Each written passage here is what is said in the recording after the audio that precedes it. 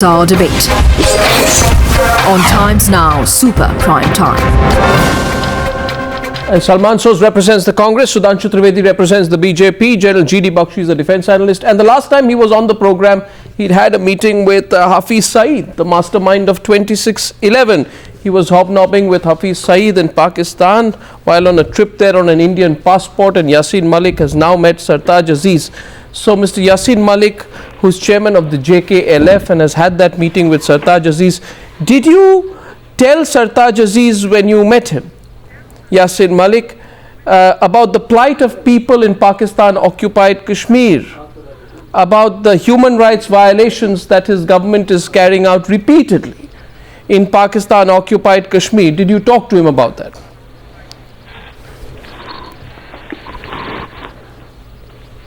Arnav, when we are talking about the Kashmir, we are talking about the whole of Kashmir, which was existing on 15th August 1947.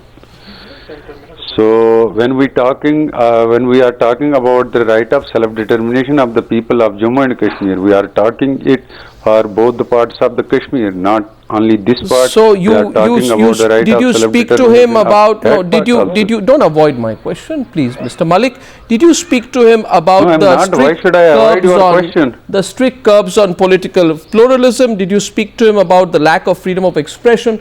Did you speak to him about the lack of even freedom of association? Did you speak to him about the fact that there is no press in Pakistan occupied Kashmir, that books are banned, there's arbitrary detention and torture at the hands of the Pakistani military and the police? And can you give me any proof on the News Hour tonight about the kind of conversation you had with Sartaj Aziz on this very important subject?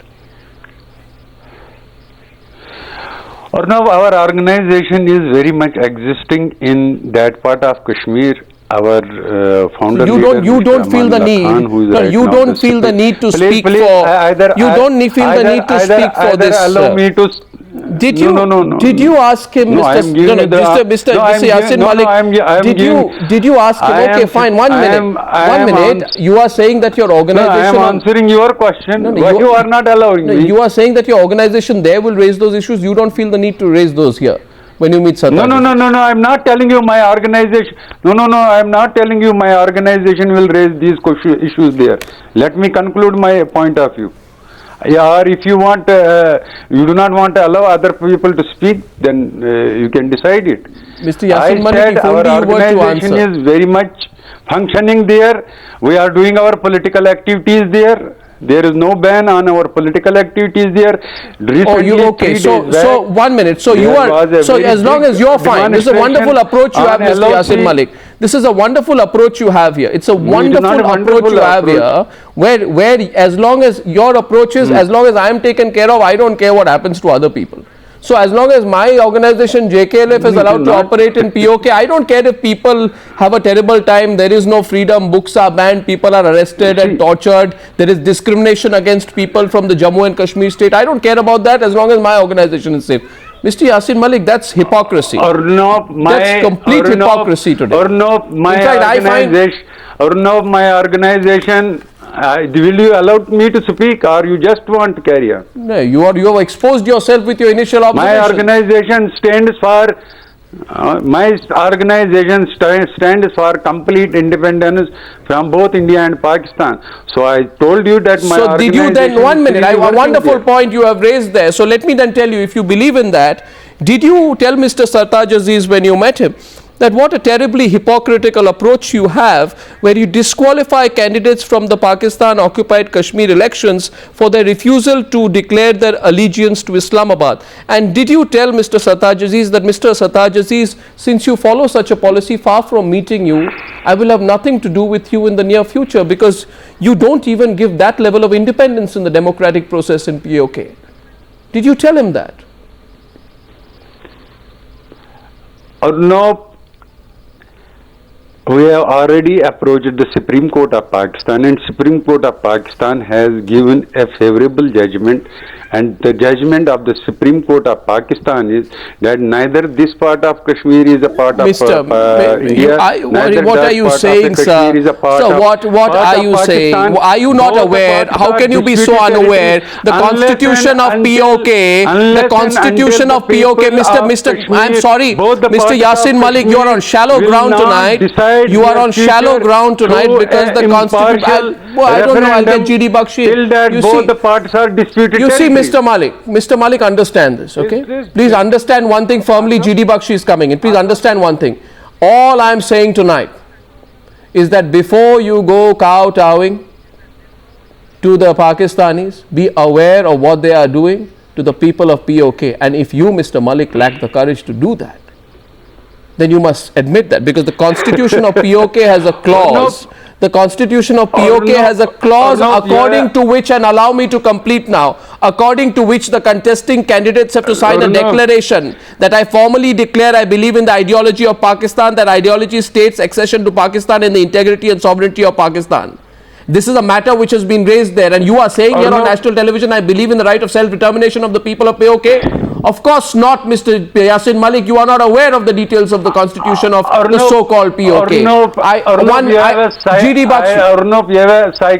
Arnab, you have a psychological problem that you are Mr. Right. Mr. Yasin Malik, you have a factual problem. Now, kindly let's GD Bakshi. Arnab, you have GD Bakshi. You have a psychological problem. I'd like to ask Mr. GD Bakshi. Mr. GD Bakshi is responding. Factually, you've been. We are aware of the fact that his wife is a citizen of Pakistan. And the fact that he was sitting. Let's not get personal. Respond on points. I am neither citizen of Pakistan. I am a citizen of Jammu and Kashmir. Whose Mr. Yasin Malik behave like one.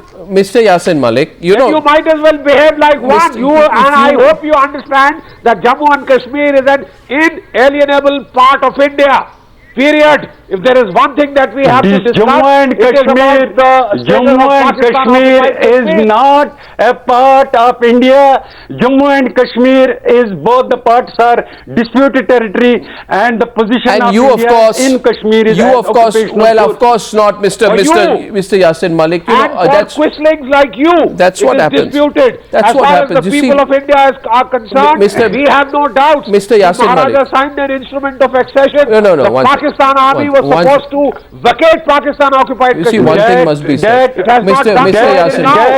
Yasin Malik, please. Mr. Yasin Malik, please. Mr. Yasin Malik, please. When you stood on the stage with the Lashkar-e-Toiba's Hafiz Saeed in Islamabad, you traveled to Pakistan on an Indian passport. You are on Indian soil. You have no allegiance. That's another thing. But the fact is that at least you should be honest to say, if I feel for the people of Jammu and Kashmir, then I will go and tell Sartaj Aziz that, Mr. Aziz, you are harboring people like Syed Salahuddin who are killing my fellow Kashmiris. And what is the fault of those fellow Kashmiris that they want to participate in the democratic process in Kashmir? But you are not going to have the courage to say that. Neither you nor any of the others who went with you. Will you allow me to speak now? Let's get the other two parties in. Both of you have spoken, but why are you allowing this, Salman Soos? No. And the plight of the Shias in Gilgit-Baltistan region? Please. You raise that issue with your mentor? Salman Soos. Salman Soos. Yasin Malik, you've been caught on very, very poor factual ground today. You know that. And so smiling is not going to help. Salman Soos, why are you allowing it? You're saying the NDA also allowed it, these meetings? Okay. No, look, first of all, Arnab, the fact of the matter is that these kinds of meetings, as the Home Minister also said, have been going on for a long time. And by the way, after Kargil, in which more than 500 Indian soldiers died fighting, within a year of that event, these meetings had already started. As far as I can tell, this is not the kind of big ticket news item that should have gotten so much prominence. Why? Is it embarrassing? Outrage business. Is it embarrassing if it gets attention? You'd rather this be buried under some... No, it is not a matter of... Who determines whether it's big ticket or small ticket? In fact, No. I'm just telling you. Look, I live in Kashmir. Okay. No, who determines if it's big I am ticket on or the small ground. ticket? I am on the ground. I will tell you, if you just allow me to speak. The fact of the matter is, the question that you're posing is absolutely the incorrect one to pose. The correct question to pose to separatist leaders, including Mr. Malik, is the following. You've been having all these meetings for all this time, for all these years. How is it that you don't want to talk to the government of India? It's one flight away. You can talk to the Pakistanis. Why can't you talk to the government of India? They're right here. You don't need a passport. You just come and talk. So the issue is, they can meet. So Salman, Pakistan is there. Mr. Soz, India is here. Mr. Soz Kashmir is here. Mr. Soz. So 1 minute, Mr. Soz, you Yes. want me to ask that question to the separatists? You want me to ask that question to the separatists? I want. I'm asking you that. Please take it through me. Do you want me to ask that question to the separatists? No. Do you want me as well? Because when you say I can. You can ask it too. But you know what, Mr. Soz? No, 1 minute. You know what, Mr. Soz? Mr. Soz, Mr. Soz, 1 minute. 1 minute. You know what? Let me finish. You know, Mr. Soz. Yes. That's a milder question. I don't believe in asking those mild questions. I believe in going for the only and important question. The question is the Dukhtarane Milat. The question to you is that the Dukhtarane Milat, of which Asia Andrabi is a part, as per my limited information, is a banned organization by the MHA. So Sartaj Aziz meets Hurriyat leaders. How is Asia Andrabi meeting the advisor to the Prime Minister of Pakistan? How is that not a big ticket news item? Look, the point that you should be. I mean, I'm going to ask the questions I want. The question is the following. No. You can ask the question.